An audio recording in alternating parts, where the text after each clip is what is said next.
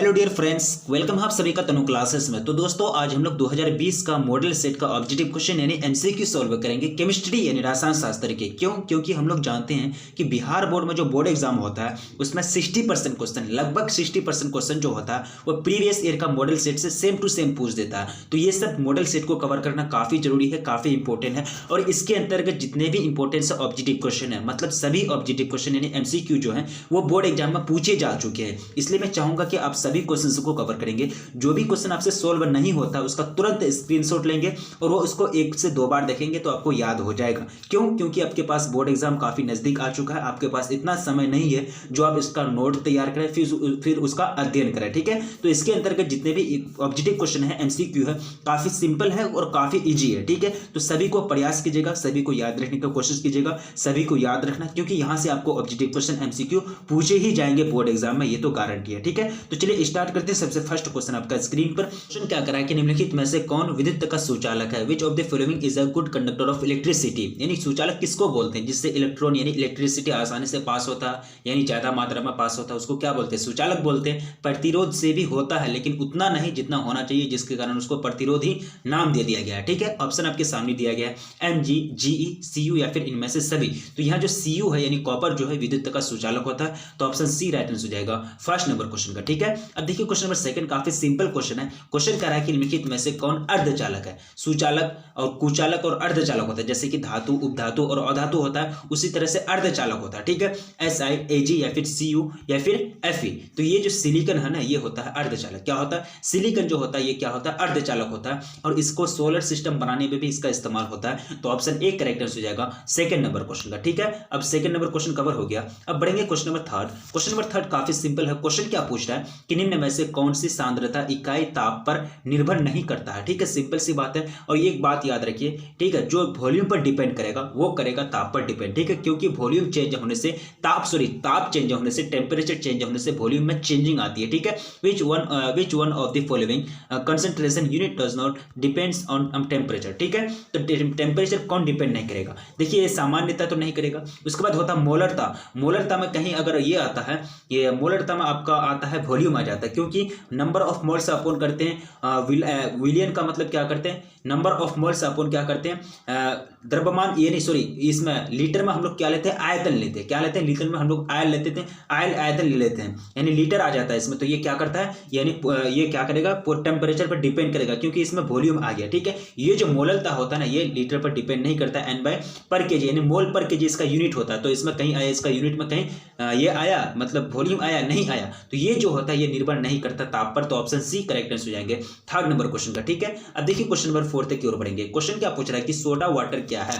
What is soda water? ठीक है, soda water क्या है? सिंपल सी बात है, जल में CO2 गैस का विलयन, या फिर CO2 गैस का गैस में विलयन, या फिर ठोस में जल का विलयन, या फिर इनमें से सभी। सोडा वाटर के बारे में बात की जाती है। तो जल में CO2 गैस का विलयन, सोडा वाटर जो है वो क्या है? जल में CO2 गैस का विलयन है। तो ऑप्शन ए करेक्ट आंसर हो जाएगा फोर्थ नंबर क्वेश्चन का। अब नेक्स्ट क्वेश्चन की ओर बढ़ा जाए। क्वेश्चन नंबर 5 क्या कह रहा है कि लोहे के जंग, क्या कह रहा है कि लोहे को जंग लगने से बचाने के लिए निम्नलिखित में से किसका प्रयोग किया जाता है? लोहे को जंग लगने से बचाने के लिए निम्नलिखित में से किसका प्रयोग किया जाता है? PbO2 या फिर Pb3O4 या फिर PbSO4। तो यहाँ जो प्रयोग किया जाता है लोहे को जंग से बचाने के लिए Pb3O4, किसका? Pb3O4 का। ऑप्शन सी करेक्ट हो जाएगा 5 नंबर क्वेश्चन का। ठीक है, सभी क्वेश्चन से आपका 2020 में बोर्ड मॉडल पेपर का क्वेश्चन है, बोर्ड मॉडल पेपर में आया हुआ क्वेश्चन है, 2020 का बोर्ड मॉडल पेपर है, और ये सभी क्वेश्चंस को कवर कीजिएगा। ठीक है, कोई भी क्वेश्चन आपसे सॉल्व नहीं हो तो वो क्वेश्चन का तुरंत आप स्क्रीनशॉट लीजिएगा। देखिए क्वेश्चन नंबर 6 कह रहा है कि लोहे पर जंग लगने के लिए निम्नलिखित में कौन आवश्यक है, कौन जरूरी है? Which of the following is necessary for reduce rusting of iron? यानी आयरन में रस्ट लगाने के लिए, रस्ट लगने के लिए कौन सा चीज होना जरूरी है? 6 नंबर क्वेश्चन में पूछा गया। ठीक है, तो ये आर्द्र वायु की उपस्थिति में ही लोहे में क्या लगता है? जंग लगता है। ठीक है, यानी ऑप्शन बी करेक्ट आंसर हो जाएगा। मॉइस्ट एयर की उपस्थिति में, प्रेजेंट टेंस में रस्ट लगता है, किसमें? आयरन में। ठीक है, अब देखिए 7th नंबर क्वेश्चन में पूछा गया है कि निम्नलिखित में सबसे प्रबल ऑक्सीकारक पदार्थ कौन है? ठीक है, which of the following is the strongest oxidizing agent. तो प्रबल ऑक्सीकारक मतलब सबसे स्ट्रॉन्ग यानी मजबूत जो ऑक्सीकारक पदार्थ होगा वो क्या हो जाएगा 7th नंबर क्वेश्चन में, तो ये हो जाएगा F2। क्या हो जाएगा F2 यानी ऑप्शन बी करेक्ट आंसर हो जाएंगे। अब देखिए क्वेश्चन नंबर 8 में पूछा गया कि धात्विक बॉन्ड यानी जो हाइड्रोजन बॉन्ड होता है, सॉरी जो धात्विक बॉन्ड होता है मेटालिक बॉन्ड इज फाउंड। तो मेटालिक बॉन्ड किस में पाया जाएगा, धात्विक बॉन्ड धातु में पाया जाएगा ना, तो सिंपल सी ए क्वेश्चन हो जाएगा। ए का राइट आंसर क्या हो जाएगा, ए हो जाएगा, यानी 8 नंबर क्वेश्चन का ऑप्शन ए राइट आंसर हो जाएगा। धात्विक बॉन्ड यानी धात्विक बंधन इनमें से किस में पाया जाता है, तो धातु में पाया जाता है, मेटल में पाया जाता है ना मेटालिक बॉन्ड, तो ऑप्शन ए करेक्ट आंसर हो जाएगा 8 नंबर क्वेश्चन का। देखिए कितना सिंपल क्वेश्चन है, और इससे सिंपल क्वेश्चन क्या हो सकता है। अब देखिए 9th नंबर क्वेश्चन में पूछा है कि निम्नलिखित में कौन सिनेबार है, ठीक है, ये तो पीबीएस गलेना है, ये है हुई आपका सिनेबार HGS, ये क्या है सिनेबार है, तो ऑप्शन बी करेक्ट आंसर हो जाएंगे। Which of the following is cinnabar, option B correct answer हो जाएंगे। अब देखिए क्वेश्चन नंबर 10, क्वेश्चन नंबर 10 क्या कह रहा है, ओहो काफी सिंपल क्वेश्चन है। क्वेश्चन कह रहा है कि ऑक्सीजन के बाह्यतम कक्षा का जो इलेक्ट्रॉनिक विन्यास है वो क्या हो जाएगा, the outer most electronic configuration of oxygen is, ठीक है, तो ऑक्सीजन के बाह्यतम सबसे बाह्यतम कक्षा का क्या करना है, इलेक्ट्रॉनिक कॉन्फ़िगरेशन आपको सजाना है, उसका आपको इलेक्ट्रॉनिक कॉन्फ़िगरेशन लिखना है, ठीक है। तो इसका जो लास्ट जो होता है बाह्य कक्षा का जो इलेक्ट्रॉनिक कॉन्फ़िगरेशन होता है वो 2s2 2p4 होता है, क्या होता है 2s2 2p4, तो ऑप्शन ए में आपका दिया है, ऑप्शन ए करेक्ट आंसर हो जाएंगे 10th नंबर क्वेश्चन का, ठीक है। अब देखिए क्वेश्चन नंबर 11, क्वेश्चन क्या हो जाएगा, क्वेश्चन क्या पूछ रहा है कि मैग्नीशियम धातु के बाह्यतम कक्षा में कक्षा में पाए जाने वाले इलेक्ट्रॉन की जो संख्या होती है वो कितना होती है, the number of electrons present in the outer most orbit of magnesium, ठीक है, मैग्नीशियम का आउटर मोस्ट ऑर्बिट में आपको कक्षा ये पूछा गया है, इलेक्ट्रॉन का संख्या पूछा गया 11th नंबर क्वेश्चन में, तो ये जो होते हैं 2 होते हैं, कितना होते हैं 2 यानी 2 होते हैं, ऑप्शन सी करेक्ट आंसर हो जाएंगे 11th नंबर क्वेश्चन का। अब देखिए क्वेश्चन नंबर 12, क्वेश्चन क्या पूछ रहा है कि पी ऑर्बिटल का जो आधार होता है वो क्या होता है, पी ऑर्बिटल का आपको आधार पूछा गया, डम्बेल होता है, डबल डम्बेल होता है, या फिर गोलियां होता है, या फिर इनमें से कोई नहीं, तो सेकंड नंबर 12 का जो राइट आंसर हो जाएगा वो जाएगा डम्बेल, ठीक है, यानी कैसे होता है डम्बेल के जैसा होता है, ठीक है, यानी ऐसे करके निर्माण होता है, ठीक है, यानी डम्ब यानी डमरू समझते ना, डमरू जैसा इसका निर्माण होता है, ठीक है, सॉरी ऐसे नहीं होगा इसका, ये हो जाएगा ऐसे, यानी सिंपल सी बात है, इसका होता है ऐसे वाला सिंपल होता है, ठीक है, डम्बेल के जैसा होता है, ऑप्शन ए करेक्ट आंसर हो जाएंगे 12th नंबर क्वेश्चन का। अब देखिए क्वेश्चन नंबर 13, क्वेश्चन क्या पूछा गया कि निम्नलिखित में किसे कास्टिक सोडा कहा जाता है, caustic soda, which of the following is known as caustic soda, तो कास्टिक सोडा के जो नाम से जाना जाता है तो वो किसको जाना जाता है, सिंपल सी बात है NaOH, किसको NaOH को, तो ऑप्शन ए करेक्ट आंसर हो जाएंगे। अब बढ़ेंगे क्वेश्चन नंबर 14, क्वेश्चन क्या पूछ रहा है कि पोटास एलएम जो होगा क्या है, पोटास एलएम इज अ क्या है, मतलब पोटास एलएम को क्या कहते हैं, साधारण यौगिक कहते हैं, जटिल लवण कहते हैं, युग्म लवण कहते हैं, या फिर इनमें से सभी, तो पोटास एलियम जो वो क्या है युग्म लवण है, यानी डबल साल्ट है, क्या है पोटासियम डबल साल्ट है, ऑप्शन ए करेक्ट आंसर हो जाएंगे। अब देखिए क्वेश्चन नंबर 15, हीरा में कार्बन का जो परमाणु परसंकरण होगा वो कितना होगा, हीरा में पूछा जा रहा है, इसमें आपको ग्रेफाइट में नहीं पूछ रहा, हीरा में पूछ रहा है, ठीक है, तो हीरा में जो होता है वो sp3 होता है, क्या होता है sp3, ठीक है।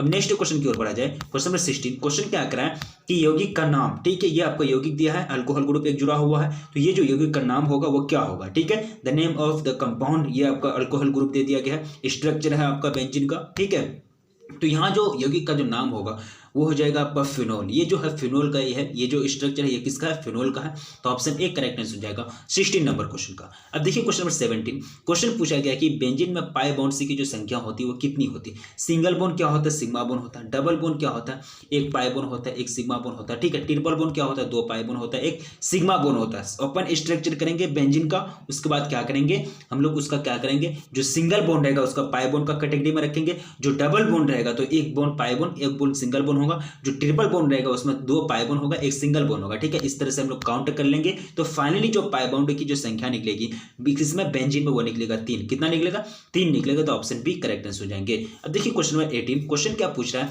कि उजला एवं पीला फास्फोरस निम्नलिखित में क्या है, उजला एवं पीला जो फास्फोरस है वो क्या है, आपस में अपर रूप है, संभाड़िक है, समस्थानिक है, या फिर इनमें से सभी, ठीक है। White and yellow phosphorus represent which of the following, तो ये जो रिप्रेजेंट करता है, ये जो दर्शाता है, ये क्या दर्शाता है, सिंपल सी बात है, ये जो दर्शाता है ये अपरूपता को दर्शाता है, किसको, एलोट्रोप्स को दर्शाता है, ये दोनों आपस में क्या है एलोट्रोप्स है, ऑप्शन ए करेक्ट आंसर हो जाएंगे। अब बढ़ेंगे क्वेश्चन नंबर 19, क्वेश्चन क्या पूछ रहा है कि निम्नलिखित में से कौन सा धातु पृथ्वी पर प्रचुर मात्रा में पाया जाता है, निम्नलिखित में से कौन सा धातु पृथ्वी पर प्रचुर मात्रा में सबसे ज्यादा मात्रा में पाया जाता है, which of the following metal is abundantly found in the earth crust, ठीक है, तो जो पाया जाता है एल्यूमिनियम, सबका पहला जो ऑप्शन में आपका दिया एल्यूमिनियम, ये एल्यूमिनियम जो है एल्यूमिनियम ये सबसे ज्यादा मात्रा में पृथ्वी पर पाया जाता है। ठीक है, तो ऑप्शन एक करेक्ट आंसर हो जाएंगे। अब देखिए क्वेश्चन नंबर 20।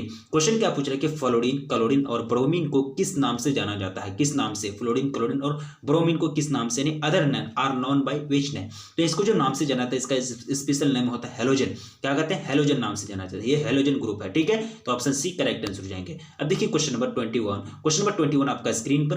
क्वेश्चन क्या पूछ रहा है कि इथिन बहुलीकृत होकर निम्नलिखित में से क्या बनाता है? इथिन बहुलीकृत होकर निम्नलिखित में से किसका निर्माण करता है? पॉलीथीन का, या फिर पॉलीप्रोइन का, या फिर बेंजीन का, या फिर इनमें से सभी? तो ये जो निर्माण करता है वो जनरली करता है पॉलीथीन का। किसका? पॉलीथीन का। ठीक है, 22 क्वेश्चन कह रहा है कि सोडियम बेंजोएट और सोडा लाइम के मिश्रण को गर्म करने पर सोडियम बेंजोएट और कौन? सोडा लाइम, ये दोनों के मिश्रण को क्या कर रहा है? हीट कर रहा है। ठीक है, तो फाइनली जो प्रोडक्ट बनेगा वो क्या बनेगा? मीथेन, इथेन, प्रोपेन या फिर बेंजीन? तो फाइनली जो प्रोडक्ट बनेगा वो बनेगा बेंजीन। क्या बनेगा? बेंजीन बनेगा। ठीक है, अब बढ़ेंगे क्वेश्चन नंबर 23। क्वेश्चन नंबर 23 आपका स्क्रीन पर। क्वेश्चन काफी सिंपल है। क्वेश्चन सभी आपका रिएक्शन है, रिएक्शन से रिलेटेड क्वेश्चन है। क्वेश्चन करा है कि जब फिनोल को जस्ता चूर्ण के साथ हीट किया जाता है तो जो बनता है, जो फाइनली जो प्रोडक्ट बनता है वो क्या बनता है? ठीक है, बेंजीन, मीथेन, इथेन या फिर जिंक फेनोक्साइड। तो फाइनली जो प्रोडक्ट बनता है वो बनता है बेंजीन। क्या बनता है? बेंजीन का निर्माण होता है। अब बढ़ेंगे क्वेश्चन नंबर 24। क्वेश्चन आपका स्क्रीन पर। क्वेश्चन क्या पूछ रहा है कि निम्नलिखित में से कौन एक अक्रिय गैस है? अक्रिय गैस। ठीक है, तो अक्रिय गैस कौन हो जाएंगे? 24 नंबर नियोन। नियोन साहब कौन है? अक्रिय गैस है, इनर्ट गैस है।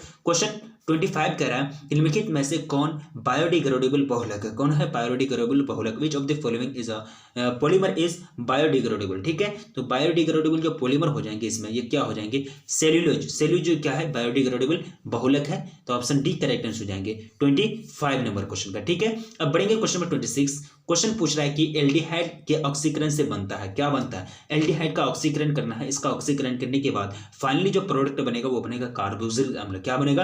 कार्बोक्सिलिक एसिड का निर्माण होगा एल्डिहाइड का ऑक्सीडेशन करने पर। अब देखिए क्वेश्चन कह रहा है कि FeH2O5NO में जो Fe का ऑक्सीकरण होगा, यानी ऑक्सीडेशन नंबर जो होगा वो क्या निकलेगा? सिंपल सी बात है, इसको एक्स मारेंगे, फाइनली एक्स का वैल्यू निकालेंगे तो एक्स का जो वैल्यू निकलेगा वो निकलेगा आपका +2। कितना निकलेगा? +2 निकलेगा। ठीक है, अब देखिए क्वेश्चन नंबर 28। क्वेश्चन पूछ रहा है कि निम्नलिखित में से कौन एक चिलेटिंग लिगेंड है? Chelating ligand. ठीक है, यानी विच of the following is a chelating ligands? ठीक है, तो चिलेटिंग लिगेंड्स इसमें जो हो जाएंगे वो हो जाएंगे 1,2 इथिलीन डाइएमीन। क्या हो जाएगा? 1,2 ethylene diamine. Option A correct answer हो जाएंगे 28 नंबर क्वेश्चन का। अब देखिए क्वेश्चन नंबर 29। क्वेश्चन क्या पूछ रहा है कि COC2O4 इस पर आयन है -3। तो इसमें CO का आपको क्या पूछा गया है? ऑक्सीकरण पूछा गया, कोबाल्ट का ऑक्सीकरण आपको पूछा गया है। ठीक है, तो कोबाल्ट का जो ऑक्सीकरण निकलेगा वो निकलेगा +3। क्या निकलेगा? +3 निकलेगा। फाइनली इसको एक्स मानेंगे, एक्स का वैल्यू जो निकलेगा वो निकलेगा +3। तो ऑप्शन सी करेक्ट आंसर हो जाएंगे 29 नंबर क्वेश्चन का। ठीक है, अब बढ़िए क्वेश्चन नंबर 30। क्वेश्चन पूछ रहा है कि निम्नलिखित में कौन पहली संक्रमण श्रृंखला का तत्व नहीं है? पहली संक्रमण श्रृंखला, यानी विच of the following is not an element of first transition series? तो पहली संक्रमण श्रृंखला जो तत्व नहीं होगा वो क्या होगा? तो ये जो हो जाएंगे, ये कौन हो जाएंगे? ये हो जाएंगे एजी। ये जो सिल्वर है ये नहीं है। ठीक है, अब बढ़ेंगे क्वेश्चन नंबर 31। क्वेश्चन नंबर 31 आपका स्क्रीन पर। क्वेश्चन पूछ रहा है कि NiCO4 में Na का जो ऑक्सीकरण संख्या होगा, ऑक्सीडेशन जो नंबर होगा वो क्या होगा? 0, 2, 3 या फिर 4? तो ऑक्सीकरण जो नंबर होगा वो होगा 0। कितना? फाइनली एक्स का मान आपका 0 निकलेगा, तो 0 आपको टिक करना है। Question number 32। जेनन टेट्राफ्लोराइड का जो आकार होगा वो क्या होगा? सिंपल सी बात है, जेनन टेट्राफ्लोराइड का आकार क्या होगा? ठीक है, तो F एक यहाँ रहता है, एक यहाँ रहता है सॉरी एक यहाँ रहता है, एक यहाँ रहता है। ठीक है, 4 कॉर्नर पर 4 F जुड़ा हुआ रहता है। तो इसका जो आकार का, अब देखिए अब कैसा लग रहा है? चतुष्फलकीय लग रहा है ना, तो ये हो जाएंगे चतुष्फलकीय, यानी टेट्राहेड्रल होता है। क्या होता है? यानी जेनन टेट्राफ्लोराइड का जो शेप होता है वो क्या होता है? टेट्राहेड्रल होता है। क्या हो, सॉरी वर्ग तलीय हो जाएगा, ये एक प्रकार का वर्ग होता है। क्या होता है? वर्ग। ये चारों भुजा आपस में समान होता है, यानी वर्ग तलीय हो जाएगा, यानी स्क्वायर प्लेनर होता है। क्या होता है? Square planar. ये ऑप्शन बी करेक्ट आंसर हो जाएंगे। ठीक है, अब देखिए 33। क्वेश्चन क्या पूछ रहा है कि निम्नलिखित में से कौन सी गैस H2SO4 में घुलकर ओलियम का निर्माण करता है? क्या करता है? ओलियम का प्रोडक्ट जो है ओलियम का निर्माण करता है। कौन सी गैस? H2O या फिर SO2, SO3 या फिर NO? तो ओलियम का जो निर्माण करता है वो SO3 करता है, यानी SO3 H2O के साथ H2SO4 में घुल करके ओलियम का निर्माण निर्माण करता है। अब देखिए क्वेश्चन नंबर 34, फेन उत्प्लावन विधि द्वारा किस प्रकार के अयस्क का सांद्रण किया जाता है? Which type of ore is concentrated by froth flotation process. ठीक है, सल्फाइड, सल्फाइड ऑक्साइड या फिर कार्बोनेट, क्या हो जाएगा? सल्फाइड अयस्क, किसका? सल्फाइड अयस्क। ठीक है, तो सल्फाइड अयस्क का जो सांद्रण किया जाता है कौन सा विधि से? फेन उत्प्लावन विधि से। ठीक है, अब बढ़ेंगे क्वेश्चन नंबर 35। क्वेश्चन नंबर 35 क्या पूछ रहा है? लोहे का जो प्रमुख अयस्क है, ये भी क्वेश्चन काफी इंपॉर्टेंट क्वेश्चन है। लोहे का प्रमुख अयस्क क्या हो जाएगा? हेमेटाइट हो जाएगा, मैग्नेटाइट हो जाएगा, या फिर इनमें से कोई नहीं होगा। ठीक है, तो आपको क्या करना है? टिक लगाना है। तो लोहे का जो प्रमुख अयस्क है वो होते हैं आपका Fe2O3। क्या होते हैं? Fe2O3 यानी मैग्नेटाइट होते हैं। क्या होते हैं? मैग्नेटाइट होते हैं। तो ऑप्शन सी करेक्ट आंसर हो जाएगा 35 नंबर क्वेश्चन का। ठीक है, अब देखिए क्वेश्चन नंबर 36। क्वेश्चन पूछ रहा है कि HCOOH का आयुर्वेदिक नाम बोलिए। HCOOH का आयुर्वेदिक नाम यानी द आयुर्वेदिक नाम, द आयुर्वेदिक